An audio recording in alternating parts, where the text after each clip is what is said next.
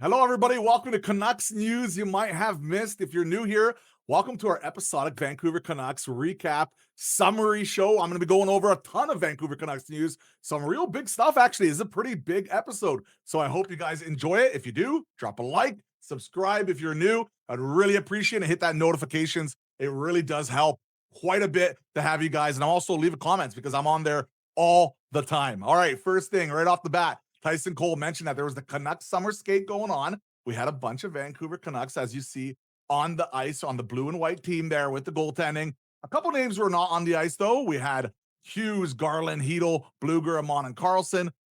Hughes and Garland, though, it looks like they're going to be taking some more time because of the U.S. Olympic camp. So it's nice to see the Canucks back on the ice. So that's good. Also, Tom Willander went out and did this. Next up, we had on the Canucks Insider with Chris Faber. Really, really good stuff on there. And Chris Faber, he's awesome, man. He's just awesome. They had Patty O'Neill there, the longtime equipment manager. Go check that out. So now the big stuff on Sportsnet 650. Rick Dhaliwal was on the show. We all love Rick. Rick's the best. And he, once again, talked a lot about Vancouver Canucks. He's doing his normal regular hits there on Friday. So it's going to be great. And we have our man, Canucks News Summaries, which, by the way, here's some good news. We're going to be doing some content together either by the end of this week or next week. He's going to be on our lovely YouTube channel, and we're going to be going through a bunch of different content. So I hope you guys show him some love, and I hope you guys enjoy that as well. So let's get to the main part of the news. Now, the Canucks to start the season. Shouldn't be any chemistry issues given the lack of off-season moves, which makes a ton of sense. They pretty much brought everybody back and they threw kind of Kane in there. We'll see how he fits. Health is going to be huge because depth isn't great. The fact that they keep mentioning depth is not great. Even Quinn Hughes the other day during an interview mentioned said we're not the best team in the world, but we're going to be the hardest working, something like that. So yeah, they're noticing some of the problems, but we're going to be positive and optimistic for this season. That's how I'm going to be rolling with this one. Biggest change will be adjusting to the new coaches. Demko had a good summer of training, has not heard of any setbacks, which is real good news. Condensed schedule due to Olympics, no reason to overplay Demko. 45 to 50 games for Demko was ideal. We actually talked about this in our last news video. You guys can check that out as well. And we mentioned that, Lankinen and Demko, they're probably going to be split in the season. Maybe not exactly 50-50, probably 60-40 in Demko, but there's going to be most likely a pretty good mixture of the goaltending going on there for sure. Second line center. I missed Willander there. Sorry. Willander is a high character kid and is very committed to the defensive side of the game. His dad is a top skills coach. Will be interesting to see where he fits in the puzzle.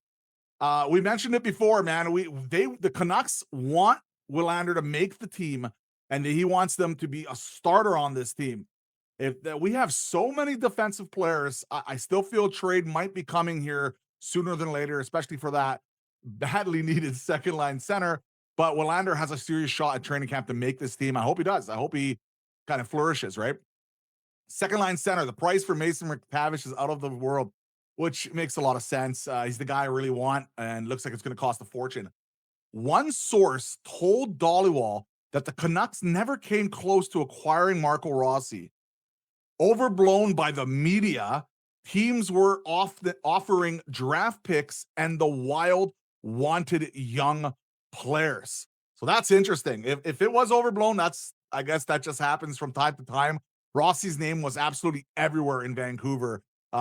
We think we had like 3 videos just talking about him periodically over the last few months. So if he was never even in play, that's actually quite interesting.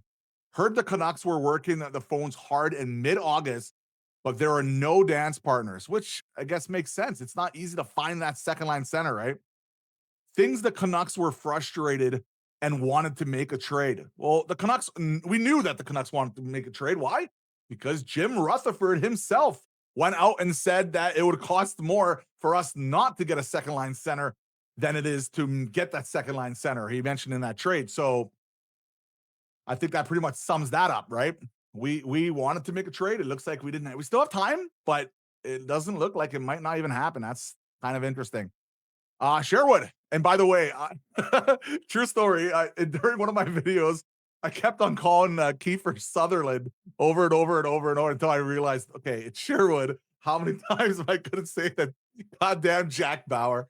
All right. Changing agents as he approaches the UFA is very interesting. It is. Before changing agents, contracts talks between the two sides were quiet and slow and not much engagement. That's not good. With the agent change, contract talks may pick up, so we don't know if it has or not. Can see a 5 to 6 year contract at a $5 million cap hit if he has another great season.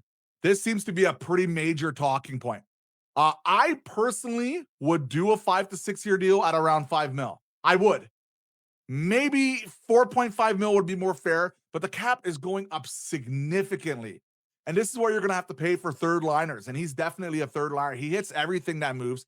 He's a really good, solid player. I know these numbers seem high right now, but really, truly, they're not that crazy. If you think about how significant the cap is rising over the years, it would be interesting to lock him up. I also think he would be a great culture guy. I'm a big fan of Sherwood. I think he was so good for us last year. I hope he has another big season for us. And maybe put up even a few more points with the hits. That would be nice. He had 40 or something with the last season, so that was pretty good. Mentions maybe something in the 4 mil range. I think it would cost a little bit more than that, but potentially around that range, sure.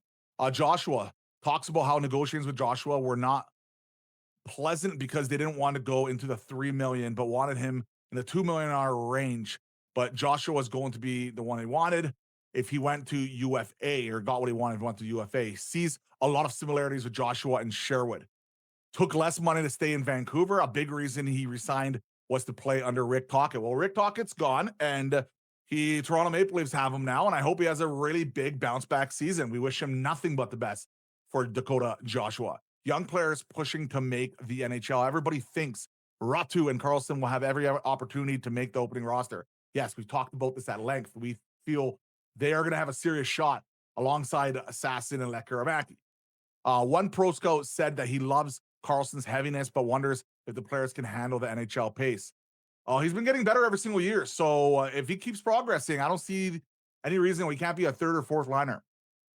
Baines has decided if he wants to be a very good AHLer or an NHL player that isn't a fourth liner in the NHL and needs to find a role in the top line. Well, he's not the most physical guy. He's skilled. He's not the best skater, but he's not a bad skater. He's pretty much vanilla in everything, which is not a bad thing. That's not a bad thing to say. I feel like he just needs more time to develop, but it's going to be interesting with the whole waiver situation, right? Canucks are waiting for Lekkerimaki to physically mature, and he didn't get enough of an offseason to put the strength that he wanted to. So it looks like Lekkerimaki, unless he has a massive training camp, is going to go down to the AHL and develop there, which is, again, completely fine with me. No problem whatsoever. Kravtsov got a large AHL salary to help compensate. Makes sense. He's going to have every shot to make this team. If not, he'll be on the AHL roster. Kravtsov reached out to his agent, Dan Milstein, to find an NHL team with an opportunity. Well, he had his right, so that's why he's here, right? Abbotsford Canucks. Canucks are really high on Ty Young, the defenseman, really good defenseman.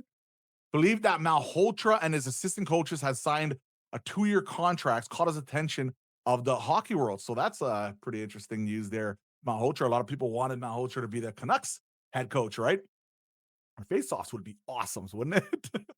The USA Olympic camp, Demko didn't get an invite, but he is on their list of 7 goalies. I still think it's fucking crazy that Demko did not get an invite, injury or not. He's one of the best goalies in the league.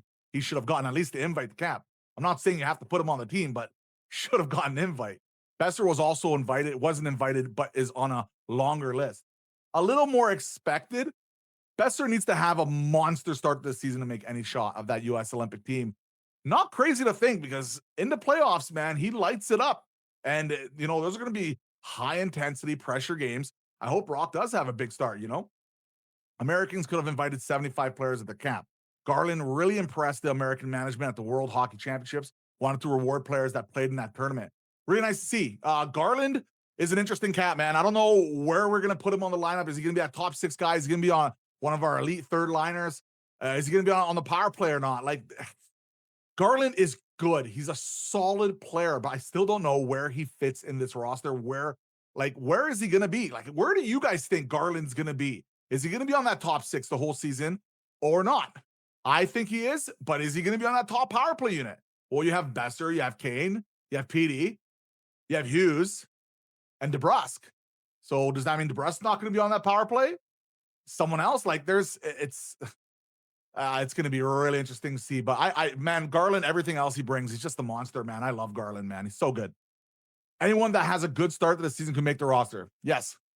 Roger Arena upgrades has been told that's 85 to 90% of the new black seats have been installed. The rest will be installed in the first preseason game. We are getting those new seats. Thank God. Those seats are so uncomfortable. The fact that they have some new ones and they have cup holders, great. Still think ticket prices are absolutely crazy. I'm going to be making a separate video on that. I want to go a little bit of a rant because I wanted to go to just some random game against like Carolina or Columbus or like anything, and tickets are like 130, 150 bucks for for one ticket. It's crazy. Parking's 35, 45 bucks now. You know, it's so expensive. Concessions, oh, it's just so expensive to go to a hockey game nowadays. A new ice plant has been installed. All right. Great. What a perfect way to end it. So that's the video, guys. I hope you guys enjoyed the news.